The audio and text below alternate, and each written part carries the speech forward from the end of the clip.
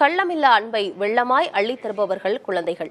அப்படிப்பட்ட குழந்தைகளை மோசமான நோக்கங்களுக்காக கடத்துவது அதிகரித்திருப்பதாக வெளியாகியுள்ளது ஒரு செய்தி. கேட்கும் போதே பதற வைக்கும் இந்த பிரச்சனையின் ஆழம் என்ன? குழந்தைகள் எதற்காக கடத்தப்படுகிறார்கள் என்பது பற்றி பார்க்கலாம். நாடு முழுவதும் கடந்த 4 ஆண்டுகளில் சுமார் 3 லட்சம் குழந்தைகள் மாயமாகி இருக்கும் செய்தி அனைவரையும் அதிர்ச்சியில் ஆழ்த்தியுள்ளது. குழந்தைகள் கடத்தல் தொடர்பான வழக்கு உச்சநீதிமன்றத்தில் விசாரணைக்கு வந்தபோது இந்த அதிர்ச்சி தகவலை மத்திய அரசு தெரிவித்துள்ளது.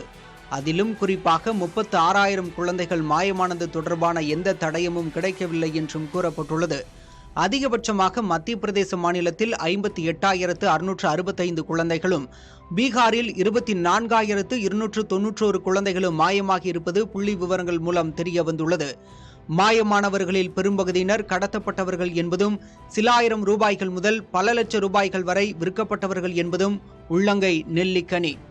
கடத்தப்படும் இந்த குழந்தைகள் வீட்டு வேலை, சிறு தொழில்கள் போன்றவற்றில் ஈடுபடுத்தப்படுகின்றனர். பிச்சை எடுக்க பயன்படுத்தப்படுவதும், பாலியல் தொழிலில் தள்ளும் கொடுமைகளும் கூட இந்த கடத்தலுக்கு பல நேரங்களில் காரணமாக உள்ளன.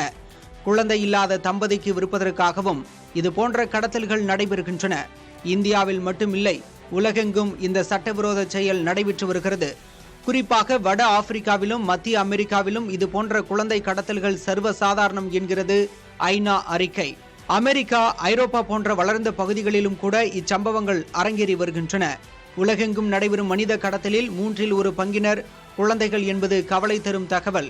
ஏழ்மையில் வாடும் குடும்பங்களே தங்கள் குழந்தைகளை பறிகொடுக்கும் பரிதாபம் உலகெங்கும் பொதுவான போக்காக உள்ளது. குழந்தை கடத்தல்களை தடுக்க உள்ளூர் காவல்துறையிலிருந்து உலகளாவிய யுனிசெஃப் போன்ற அமைப்புகள் வரை பல நடவடிக்கைகளை எடுத்தும் அந்த கொடூரம் ஓயவில்லை என்பது இந்த சமூகத்தின் ஆக பெரிய பேரவலங்களில் ஒன்று.